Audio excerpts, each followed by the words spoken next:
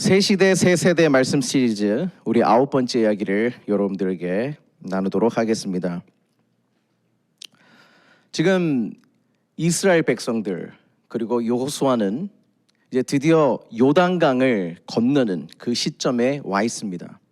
이제 요단강을 건너서 하나님이 약속하신 그 가나안 땅으로 들어가게 되는 역사적이고 기적적인 일, 아주 축제의 일이 일어나는 그 시점에 우리는 도달해 있죠. 그런데 한 번 더 그 요단강의 의미가 무엇인지에 대해서 좀 더 살펴보고 저희가 가나안 땅을 함께 밟았으면 좋겠어요. 이 요단강이 가지고 있는 세 가지의 특별한 의미가 있다는 것을 오늘 이 말씀을 묵상하면서 알게 되었는데, 그것을 여러분들에게 함께 나누고 싶습니다. 첫 번째, 이 요단강은 문제보다 더 큰 기적의 강이었다는 사실을 우리가 알게 되는데요.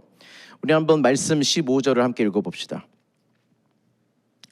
그 궤를 맨 사람들이 요단강까지 왔을 때에는 마침 추수기간이어서 제방까지 물이 가득 차 올랐다.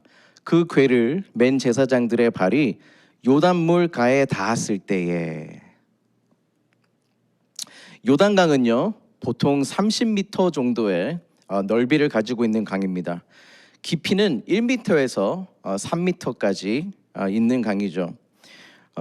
그런데요, 오늘 말씀을 보시면 추수기간이라고 나와 있어요. 지금 이 스토리가 진행되는 그 사건의 시점은 바로 1년 중에 3월, 4월, 이제 추수기간입니다. 그 추수기간에는 그 요단강이 원래는 30m밖에 되지 않는 강이었지만 봄철에 내리는 비가 많이 내렸습니다. 그리고 헤르몬 산에 얼어 있었던 눈이 녹으면서 함께 연결이 되고요. 또한 요단강 상류로부터 흘러내리는 물이 합쳐지게 되면서 그 강수량이 아주 어마어마하게 그 넓이가 길어지게 된다고 합니다. 무려 1마일 정도까지 넓어진다고 하는 것이죠. 물론 요즘 여러분들 가짜 사나이 여러분 시청하시죠? 거기에 교관들, UDT 출신 같은 분들은 뭐 1마일 정도야 그냥 쉽겠죠. 쉽게 건너갈 수 있겠죠. 또 우리 업체에도 수영 잘하시는 분이 계세요. 우리 김병수 형제님은 왕년에 1마일 정도를 돌파했다고 합니다. 그러니까 대단한 실력이죠. 물론 그런 사람들은 지금 추수기간인 3월, 4월에도 그 강수량이 높고 넓어졌다 하더라도 쉽게 건널 수 있었겠죠. 하지만 우리는 꼭 생각해야 됩니다. 수영을 잘하는 사람만이 있지 않았어요. 그 당시에는 이스라엘 민족 적어도 100만 명 이상의 민족이 요단강을 건너기 위해서 지금 준비하고 있는 때라는 것을 알아야 됩니다. 얼마나 많은 사람들이 두려움이 있었겠습니까? 얼마나 많은 사람들이 긴장감이 있었겠습니까? 그렇지 않겠어요?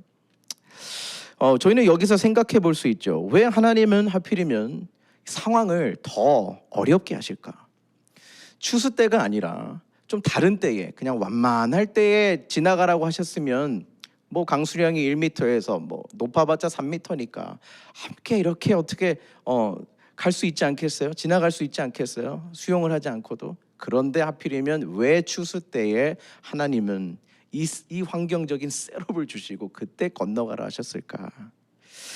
우리 인생에도 이러한 때가 많지 않습니까? 하나님, 하필이면 왜 이럴 때에 첩첩산중입니까? 하나 풀리고 나면 또 다른 문제가 있는가 하면 이렇게 한꺼번에 모든 문제들이 우리를 괴롭히고 힘들게 할 때가 있잖아요. 그 문제 앞에서 정말 물 묻은 종이 조각처럼 축축 처질 때가 있고, 막 하필이면 이럴 때 힘들어 죽겠는데 나를 향해 돌아오는 이야기들, 생각들, 그냥 말 한마디가 정말 내 마음을 찢어 놓는 것 같고 그냥 너덜너덜해진 그러한 때가 얼마나 많습니까? 또 우리 코비드-19 때문에 얼마나 많은 일들이 복합적으로 우리를 힘들게 하고 조여옵니까? 하나님은 왜 이렇게 상황을 한꺼번에 우리를 더 어렵게 하셔서 그때의 요단강을 건너가게 하실까라는 질문을 우리는 하고 있다는 것입니다. 이 메시지를 통해 우리가 알 수 있는 것은 하나님의 일이라는 것을 우리에게 가르쳐 주시는 것이죠. 요단강을 가르고 건너가는 것은 우리가 해야 될 일이 아니라 누가요? 하나님께서 하신다는 하나님의 일이라는 것을 이 사건을 통해서 우리에게 말씀해 주시는 것이죠.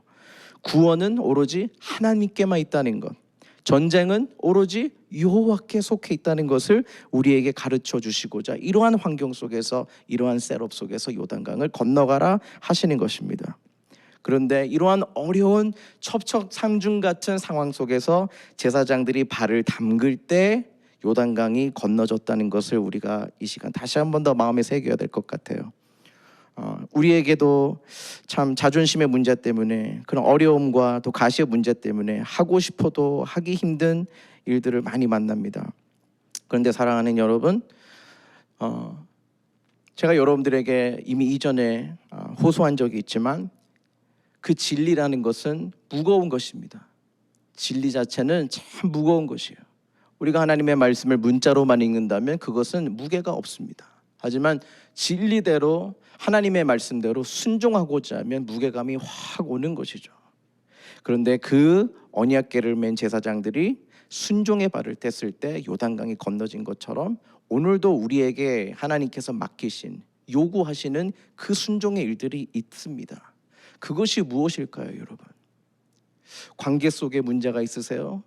사업 속에 문제가 있으세요? 사역 속에 정말 많은 문제들이 있을 텐데 우리가 해야 될, 하나님이 요구하시는 일이 있을 것 같아요. 먼저 찾아가서 용서하라 하시세요? 하나님 용서하라 하세요? 여러분, 이 문제 쉽지 않죠. 우리에게도 자존심이 있기 때문에. 하나님께서 기도하라 하세요? 쉽지 않죠. 하필이면 기도하고 싶은데 늘 분주함이 우리에게 있잖아요. 너무 해야 되는데 하지 못하고 미루던 일이 있을 거예요. 하나님께서 오늘 그 일을 하라고 말씀하시는 것 같아요. 믿음으로 하나님께서 요단강을, 이 어려운 상황 속에 하나님께서 요단강을 건너신다는 믿음과 함께 우리가 순종의 발을 떼야 돼요. 그럴 때 요단강은 갈라집니다. 그럴 때 우리 앞에 문제는 갈라지게 되는 것을 보게 될 것입니다. 우리가 문제가 어려울수록, 문제가 더 클수록 더 크신 하나님의 은혜와 기적을 맛볼 수 있다는 것을 우리가 확신하면서 진리대로 순종하면 요단강은 축제의 강이 될 것이라는 확신 속에 오늘 하나님께서 여러분들에게 용기를 주실 수 있게 되기를 바랍니다. 이 기적을 맛보았던 이 요단강이 이후에 성경의 역사 가운데 어떠한 배경이 되어주는지 아세요? 여러 가지의 요단강 이야기가 나오는데 그 중에 엘리야 선지자와 그 제자인 엘리사 선지자가 이제 그 역사의 한 순간에 이제 멘토가 멘티에게 그 사명을 전수해주는 아름다운 이야기가 나오죠. 바로 그 배경이 되어줬던 것이 이 요단강인 것입니다. 엘리야가 엘리사를 데리고 본인의 겉옷을 벗어서 요단강을 치니까 요단강이 갈라지는 역사가 그 이후에도, 오늘 이 이야기 이후에도 이루어지게 된다는 것입니다. 또 엘리사도 그 멘토였던 엘리야를 이제 작별한 후에 하나님 앞에 기도를 하죠. 하나님, 그 엘리야의 내 스승의 하나님 어디 계십니까? 하면서 그 멘토가 벗어났던 그 겉옷을 주워서 다시 요단강을 치는데 역시나 요단강은 또 엘리사에게도 갈라지게 되는 기적을 경험케 된 것이죠. 이렇게 멋진 이야기가 오늘 이 여호수아와 이 백성들이 건너갔던 그 순종을 통해 기적을 맛보았던 그 땅에서 이루어지게 된다는 사실입니다. 뿐만 아닙니다. 우리 세례 요한도 바로 이 요단강에서 예수님이 오실 그 길을 예비하시면서 그 회개의 세례를 주지 않았습니까? 그리고 그곳에 예수님께서 들어오셔서 요단강에서 그 세례 요한의 세례를 받으심으로 은혜의 새 시대가 시작되게 하신 것이죠. 할렐루야. 그러므로 여러분, 우리는 여기에서 하나님의 진한 은혜를 받는 것이죠. 오늘 우리가 건너가야 할 우리의 문제, 그 요단강의 땅, 우리를 막아서는 땅이지만, 그 강이지만 우리가 믿음으로 순종하며 나아갈 때 하나님께서는 그 길을 여실 것이고, 그 길을 맛본, 그 은혜를 경험한 우리의 다음 세대들은 그곳에서 똑같은 문제 가운데서 하나님의 살아계심을 만나며 그 인생의 선배들이 만났던 우리 인생의 신앙 선조들이 만났던 그 믿음의 길을 그들도 함께 걸어갈 수 있는 것입니다. 그러므로 오늘 여러분들에게 부탁드립니다. 힘들지만 우리 한 번 더 하나님께서 우리에게 하라 하시는 것, 그 순종의 발걸음을 떼십시오. 찾아가십시오. 기도를 시작하십시오. 말씀을 읽기 시작하십시오. 요단강은 갈라질 것입니다. 두 번째로 요단강이 가지고 있는 두 번째 축복의 소식은 바로 사망의 흐름이 생명의 흐름으로 바뀐 강이었다는 사실을 우리는 알 수 있습니다. 요르단이라는 그 뜻은 flowing, 흐르다라는 뜻을 가지고 있습니다. 156마일이나 되는 북쪽 시리아에서 남쪽 사해까지 흐르는 아주 긴 강입니다. 흐름이 있었죠. 북에서부터 남으로 사해까지 흐르는 강이라는 거예요. 근데 여러분, 그 목적지인 사해를 생각해 보세요. 사해는 지구상에서 가장 낮은 곳입니다. 사해 이후에는 그 물이 흘러갈 수 있는 통로가 없습니다. 마지막이죠. 그래서 흐름이 끊기는 곳이 바로 사해입니다. 그리고 염분량이 많기 때문에 그 어떤 생명도 살 수 없는 그런 죽어 있는 곳이나 마찬가지죠. 이것이 우리에게 주는 교훈이 무엇입니까? 사해로 흐르는 요단강, 바로 이 가만히 두면 자연히 사망할 수밖에 없는, 자연히 관계의 단절로 흐를 수밖에 없는 우리의 인생을 이 요단강을 통해서 우리는 볼 수 있는 것입니다.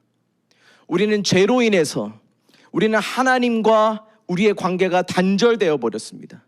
그 이후로 우리는 이 세상에 태어나자마자 가만히 두면 사망으로, 사해로 흐르는 흐름 속에 우리는 역사를 살아가게 되는 것이죠. 하나님과 관계가 단절된 우리는 우리 안에 아무것도 없는 공허한 상태가 되어버렸기 때문에 이 공허한 우리의 만족을 채우기 위해서 우리들은 사람들을 이용하기 시작하고 짓밟고 올라가서 명예를, 그리고 탐욕을 시작하고 경쟁을 하고, 또 내가 원하는 모든 것들을 안에 다 담아두려고 하지만 그 모든 것들은 영원하지 않다는 것을 우리는 알 수 있습니다. 그렇기 때문에 우리는 내 안의 공허함의 문제 때문에 함께 해야 되는 이웃과도 관계 속에서도 단절되고 끊어지는 일들이 계속해서 사망의 흐름 가운데 우리는 살게 되었던 그러한 죄인들이죠. 그런데 오늘 이 말씀을 보시면 우리 한번 16절의 말씀 읽어보실까요? 위에서부터 흐르던 물이 멈추었다. 할렐루야. 그리고 멀리 사르단 근처에 아담 성읍에 둑이 생겨 아라바의 바다 곧 사해로 흘러가는 물줄기가 완전히 끊겼다. 그래서 백성들은 여리고 맞은 쪽으로 건너갈 수 있었다. 영어의 번역을 보시면 Dead Sea, 사해는 Dead Sea was completely cut off.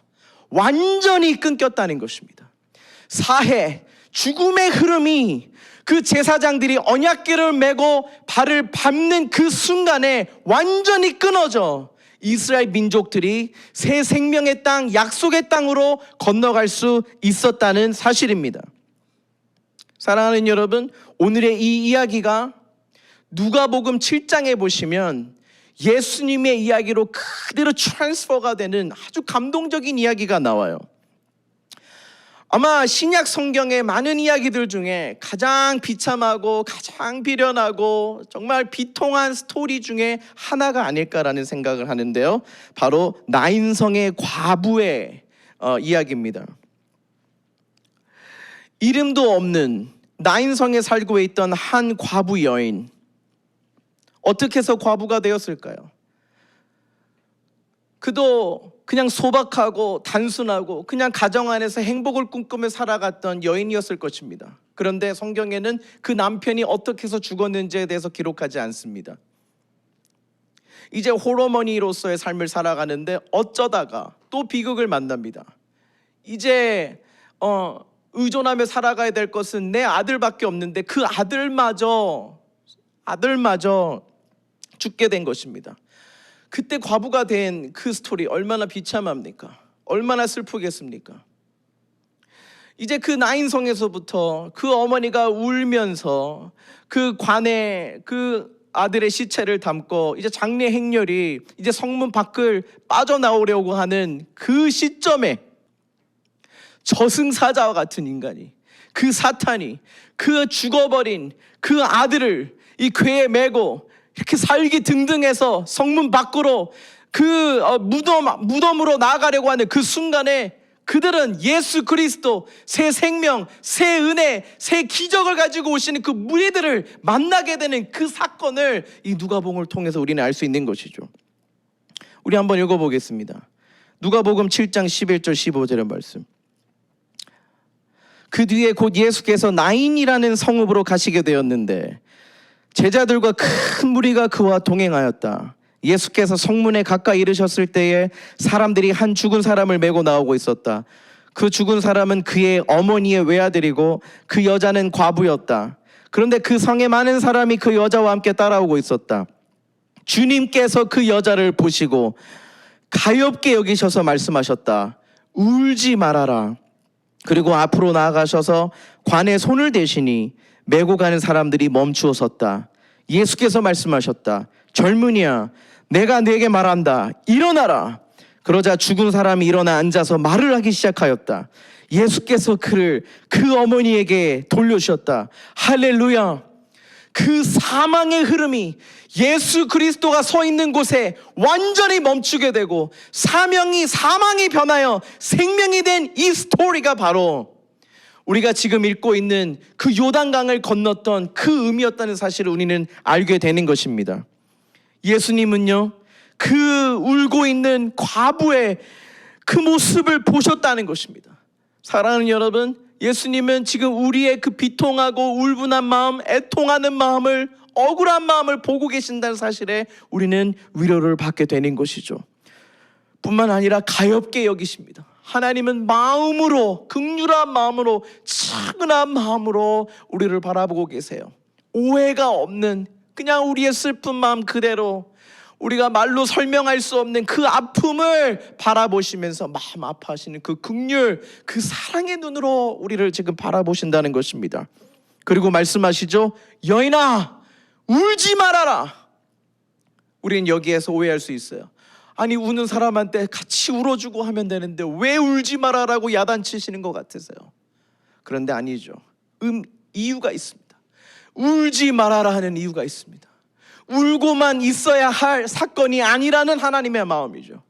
그 울음 뒤에는 이젠 예수 그리스도로 말미암아 이 죽은 아들이 살아나게 될 것이라는 그 엄청난 기적의 일을 감격하고 감탄하며 찬송하라라는, 울지 마라 라고 하시는 하나님의 음성이신 것입니다. 예수님은 관에 손을 대셨습니다.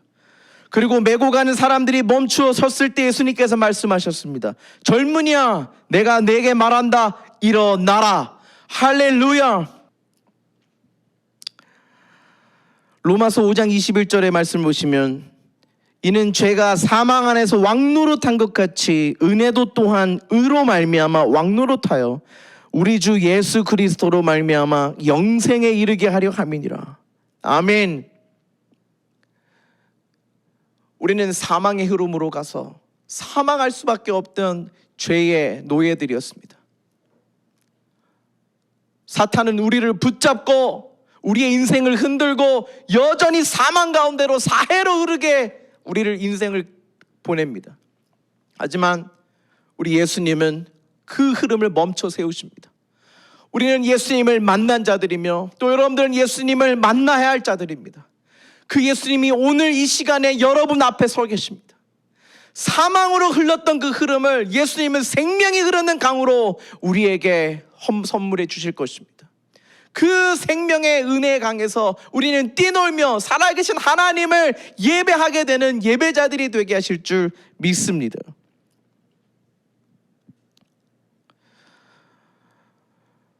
우리 마지막으로 이 요단강이 우리에게 주시는 마지막 하나님의 뜻은 바로 이 요단강은 문제보다 존재를 귀하게 여기시는 그 하나님을 발견하는 땅이었다는 것입니다.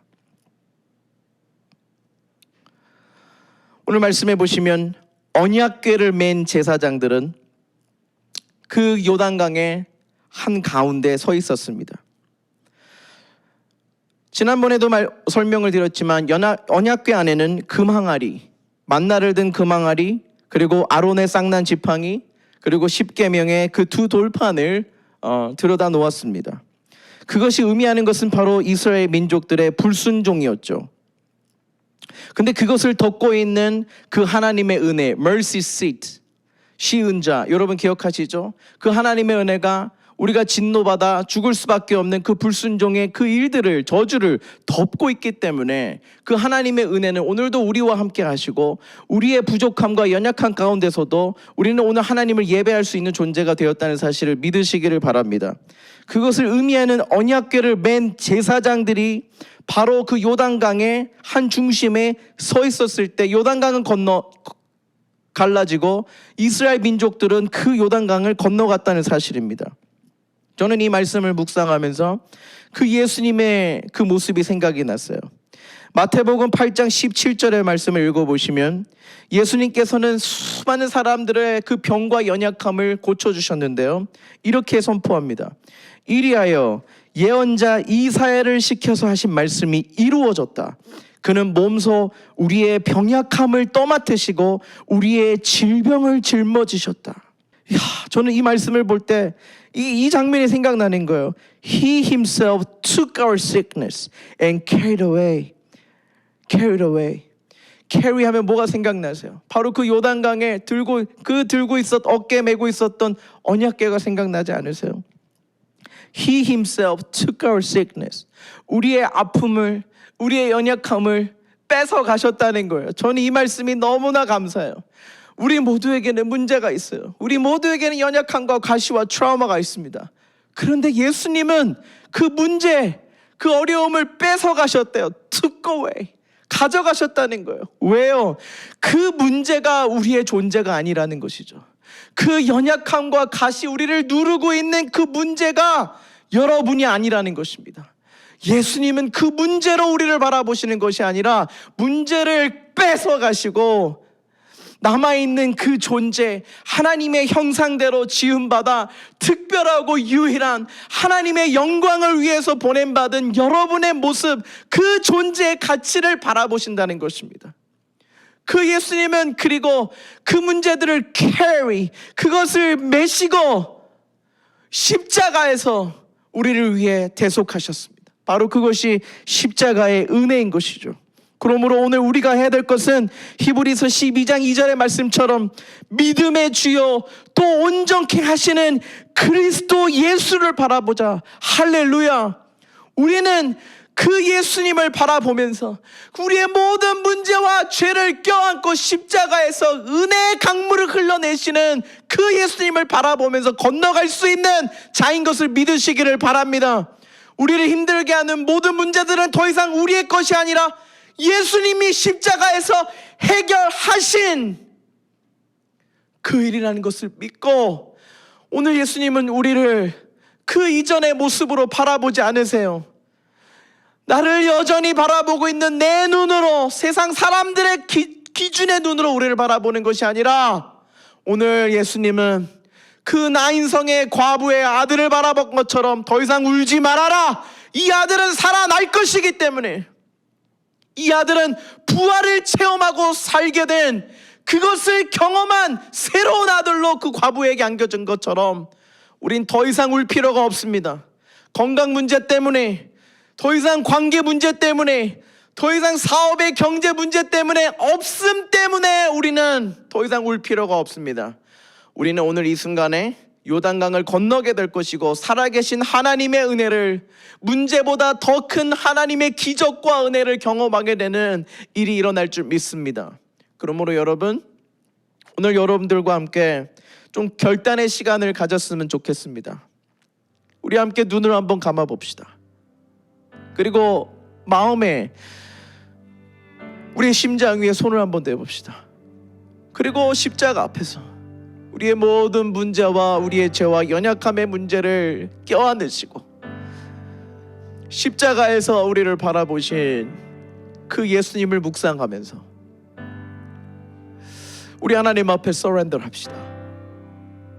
내 힘으로 살아가려고 하고, 내 힘으로 해결하려고 하고, 내 힘으로 모든 문제들을 풀어보려고 했던 이 모든 것들을 십자가 앞에서 우리의 힘을 빼고 그저 믿음의 주요 온전케 하시는 그 예수 그리스도의 십자가, 우리 예수님을 바라봄으로 우리 요단강 건너갑시다. 사랑하는 우리 도심 속 순례자 여러분들, 우리는 늘 문제 앞에서 이 문제를 건너갈 것인가 아니면 피할 것인가 늘 주저하고 회피하고 싶을 때가 많습니다. 그런데 오늘 우리가 마음에 손을 올리고 다시 한 번 더 결단할 때 예수님이 십자가에서 사망으로 흐르던 우리의 인생을 멈추시고 영원한 생명의 흐름으로 바꿔주신 것을 기억하십시다. 또한 우리의 문제와 연약함을 나누시고 껴안으시고 우리의 존재됨을 귀하게 여기시는 예수님을 다시 한번 기억합시다. 나와 여러분은 더 이상 사탄이 우리를 향해 조롱하던, 내가 내 스스로 나를 조롱하던 너는 쓰레기야, 너는 패배자야, 너는 열등한 자야, 너는 외로운 자야, 더 이상 우리는 예수님 안에서 그러한 자들이 아니며 우리는 하나님의 형상으로 지어진 특별하고 소중한 자녀임을 다시 한 번 더 기억하십시다.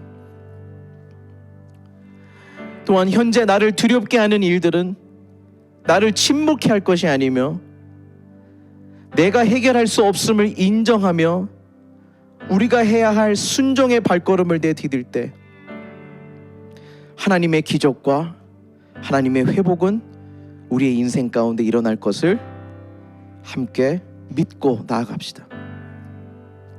요한복음 7장 38절 말씀에 나를 믿는 사람은 성경이 말한 바와 같이 그의 배에서 생수가 강물처럼 흘러나올 것이다. 아멘.